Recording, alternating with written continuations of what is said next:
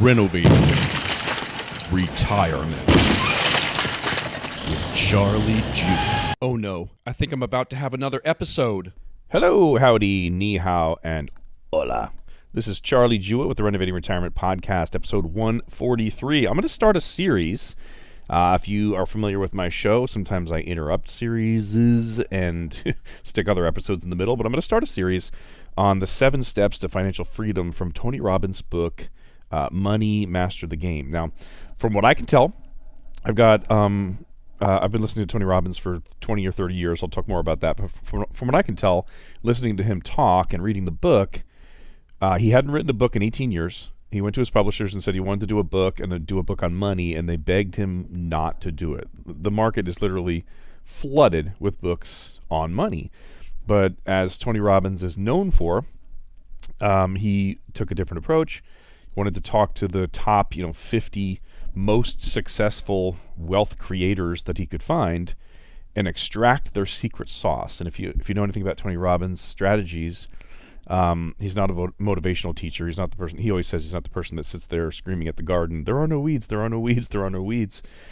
He's a solutions person. He's a problem solver and not just a motivator, but a kind of a master of just the way humans work and creating excellence and improving your performance and stuff like that. So he went to the top 50 financial minds, trying to extract what it is that they know and what they do differently than us, and then write a book, the Cliff Notes version of what he learned. Now, the Cliff Notes version of what he learned, I went to eBay. I'm listening to the book on Audible. I also went to eBay and bought a copy of it in PDF version. The PDF is 1,127 pages long.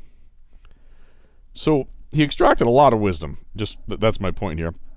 And in the book, I might do a couple of series on this book because there's also these nine myths.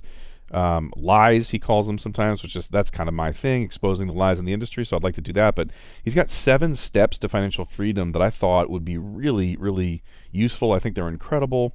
I love the way he teaches, so I'm just going to start doing a series on the 7 steps to financial freedom, according to Tony Robbins, talking to 50 of the best wealth creators in the world. Now, my history with Tony Robbins, first we'll go way back into my 20s. I'm 46 right now. Way back into my 20s, I was listening to Personal Power and things like that, and some of his early stuff. I took a break, but then all of a sudden, Tony Robbins somehow partnered with the financial group that I'm a part of called Advisors Excel. And all of a sudden, there were people reading his book throughout the United States and raising their hand and asking for help. And I was the only advisor in Hawaii. So for a while there, I think things have changed, but for a while there, anybody who read Tony Robbins' book, Money Master the Game, and raised their hand in the state of Hawaii was sent to me, and I worked with them and helped them to implement his strategies, and we shared the revenue. I don't think he's partnered with the group I'm with anymore. I think he's moved on to kind of owning. I think he's called the Chief Psychology Officer or something like that at Creative Finance. It's a money management firm. Now, I don't know what he's doing. I don't know anything about that firm. I can't say good or bad. I love Tony Robbins. I think he's a man of integrity, so I imagine it's all very, very good. I just can't comment because I don't know, so I'm going to stick to the book and what information he shares, okay? Now, this may not be for you. This is step number 1, especially if you're in retirement right now. It may not be for you, but it definitely would be for your children and your grandchildren, okay? So I've got 1,100-page PDF I'm working my way through. 7 steps. We're going to start with the very first step to creating financial freedom, and that would be to decide to get into the game, decide to be an investor, and automate your savings. What do I mean by that? So as he's teaching in the book, you can't create wealth until you're setting aside some of the money that you make. He quotes somebody, I don't remember who it is, but he quotes somebody as saying, some of the money that I make is strictly for me, basically. You have to set it aside so that it takes care of all the future needs that I talk about in this podcast. You don't know if you're going to have a long life, short life, rough life, sick life, or if you're just going to die peacefully in your sleep and pass into the next life. But there will come a time where you need to retire. And how do you retire? Retire on a nest egg. There's a chunk of money, or what Tony calls your freedom fund. When that money is kicking off more income than your job, all of a sudden, now you're free to do what you love. And it doesn't mean you don't work anymore. You just work for different reasons. So you can't ever accomplish this if you don't apply what I call rule number 1, and he's calling step number 1. My 3 rules for creating wealth are spend less than you earn, don't pay taxes, and don't lose money. He's got these 7 steps, and rule number 1, or step number 1, is to decide how much of your income you can save. Now, usually that's a percentage. Somebody says, okay, I can save 3%, I can save 5%, I can save 10%. And psychologically, absolutely the easiest way to save it is to never let it hit your paycheck in the first place. Just the way that human beings work. He talks about a study, and I think I know this. I think this guy's name is Shlomo, which is a great name. Shlomo. Let's see, he did a TED Talk. I'm just searching online what we talk about. Yeah, Shlomo Benartzi. Amazing. Talks about this study they did with monkeys where they gave one set of monkeys an apple, and they were psyched, totally monkey excited. I don't know how they get excited or if it sounds like that, but they were psyched. So they gave another set of monkeys 2 apples, and they were totally psyched, probably equally as psyched. I don't know if the monkeys really knew the difference. But then they took an apple away from the monkeys that had 2 apples, and I love the way Tony said it. They were pissed. The monkeys were so upset that they had 2 apples and then lost 1, and yet they had exactly what the other set of monkeys were psyched about. They had 1 apple. So there's something in psychology, and we're not monkeys, they're our close cousins or whatever, but we're not monkeys, but we do have the same thing in our world or in our psychology, which is we don't like to lose things. And there's a real psychological battle going on when you are trying to save for retirement. And that's why investing in 401ks and things like that is just so easy, because it never hits your paycheck in the first place. I mean, the rest of us, I'm self-employed, so I can't really do this. The rest of us have to get the money, the whole paycheck, look at it, go, ooh, and then maybe have an automatic transfer like I do, where there's a certain amount that's sucked out of my account every month that goes into my savings. But then that's a loss. It creates that psychological pain that the monkeys are talking about. And I just have to deal with that. But certainly the easiest way for you, your kids, your grandkids to do this saving in a painless, consistent way is have it sucked out of your paycheck through a 401k, 457, 403b before you ever see it. Now, you've heard my podcasts. I don't suggest that unless there's a match. I think if you're being matched 75 cents on the dollar, 100 cents on the dollar, up to 4%, up to 5%, up to 6%, whatever it is, you can get your numbers from your HR department. Whatever you're being matched on, where they're giving you free money, 100% yes, let's do that. If you have a Roth 401k option going above the match, maybe. I like the way the taxes are handled. You're paying tax today and going to have tax-free income in the future because it seems like taxes are going to go up. I don't necessarily like the fact that you're stuck in a 401k with all those fees, stuck in the market instead of using something that might be indexed where there's no losses for the rest of your life. But at least up to the match, that painless way of investing, automating it where it just comes out of your paycheck before you get paid is certainly, how do I say this? You will do there's more of a chance that you or your kids or your grandkids will actually do the savings and not touch it when it's done that way. Many of us, especially if you learn my strategies, the things I'm teaching on this podcast, and the problems with 401ks, you're going to want to do it another way.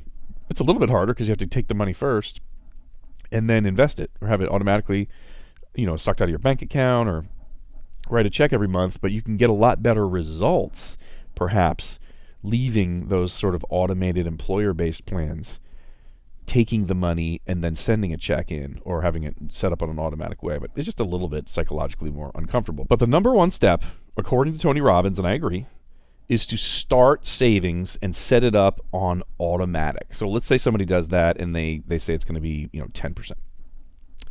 He talks about this guy Shlomo I mentioned before, who they created a strategy called Save More Tomorrow, which is really interesting to me. So a lot of what's happening with me as I read this book is I'm learning more and hearing things I've heard before, but just kind of learning a lot more about the psychological piece of savings, like how people actually think and how to change behavior to get people to actually do what's best for them or what people will do and won't do, right?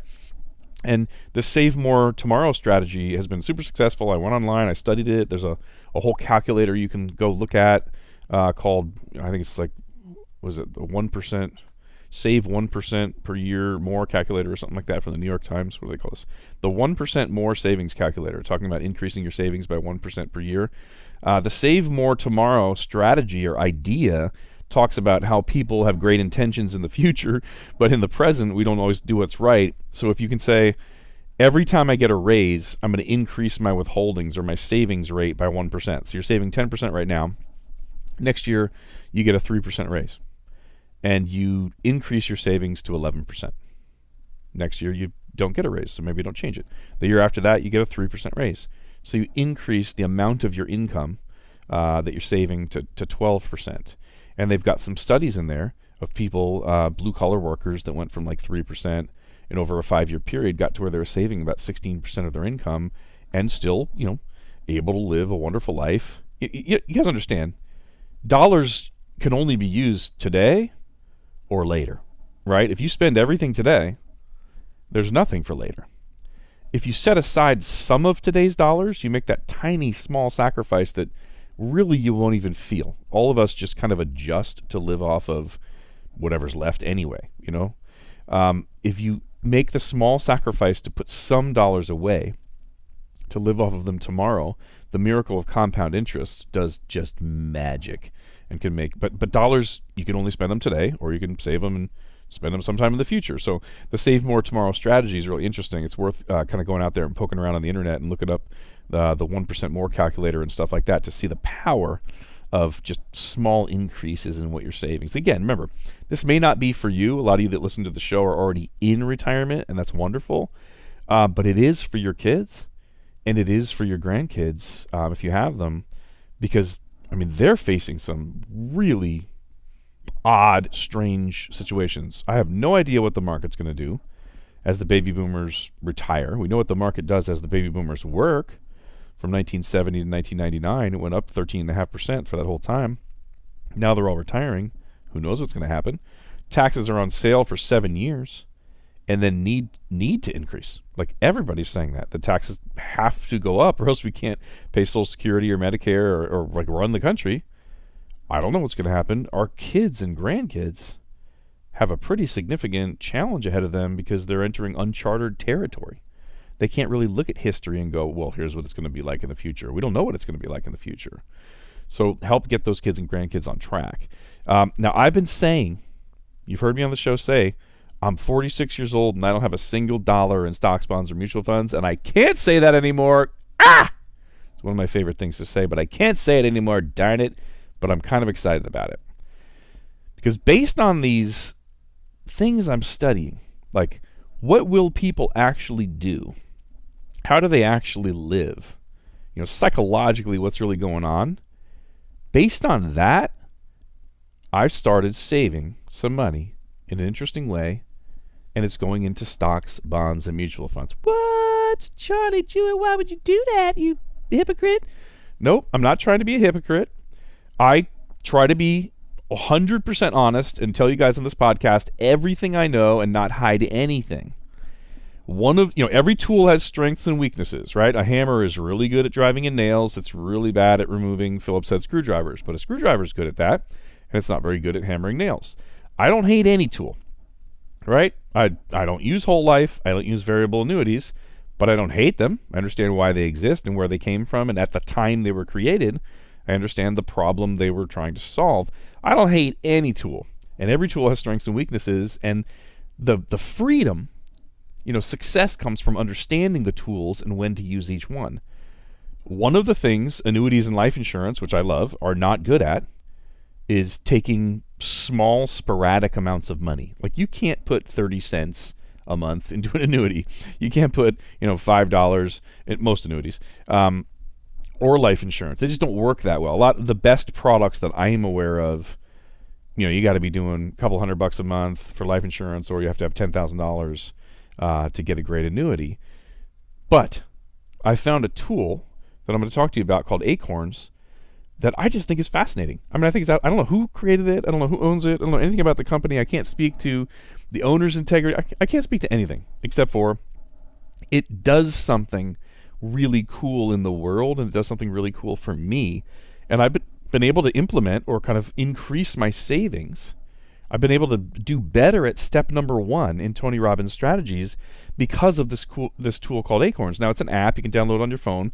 What Acorns does, and it's not the only one, by the way. There's competitors. I read somebody's article on comparing the top 3, I think, like Betterment, Acorns, and there's another, I don't know what it is. But Acorns had something that was important to me called roundups. What I know I'll do, right? I'm not the most disciplined person. I do have a certain amount of my money that gets automatically transferred to my savings and retirement every month. So it just happens, right? But other than that, I'm not super disciplined in saving for my future. Like, I know a lot about retirement. I know a lot of what to tell you guys. You know, if you've already saved up the money, or you're high income earners and you can put a bunch of money, I know a ton of how to do it. Discipline's a different story, right? I'm not the most disciplined person in the world. I'm not the best saver. Most of my listeners are probably better than me at actually accumulating the money. I might be better at knowing what to do with it just because of my knowledge, but I need help, and I need as many tools as I can. Hacks, right? Life hacks.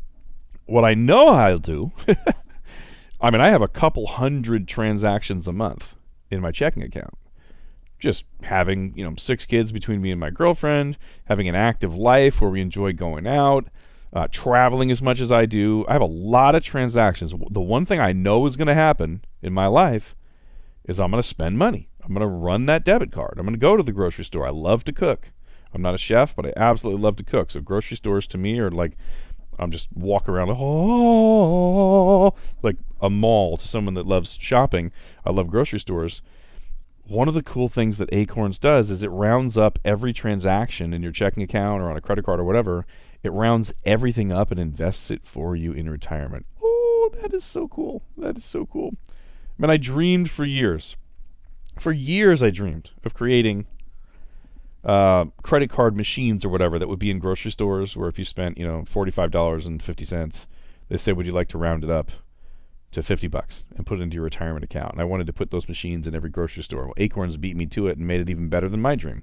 It's not credit card machines. It just happens automatically inside your bank account, no matter what store you go to. So when I go and live my life now and just run my card 5 times a day, 10 times a day, or whatever it is, 80 cents to my account, 90 cents to my account, 12 cents to my account, 30, and then they'll ask you, they send you emails, say, hey, would you like to put $5 into retirement right now? And you click a button, click, $5 goes into retirement. Or you can set up an automatic, $5 a week, $50 a week, $1,000 a week. See, here's what's important. We all know the power of compound interest. We all know that time is the answer. Starting earlier is better. We all know that we can live off of whatever's left over if we just make the sacrifice. But it's not easy. It still requires work.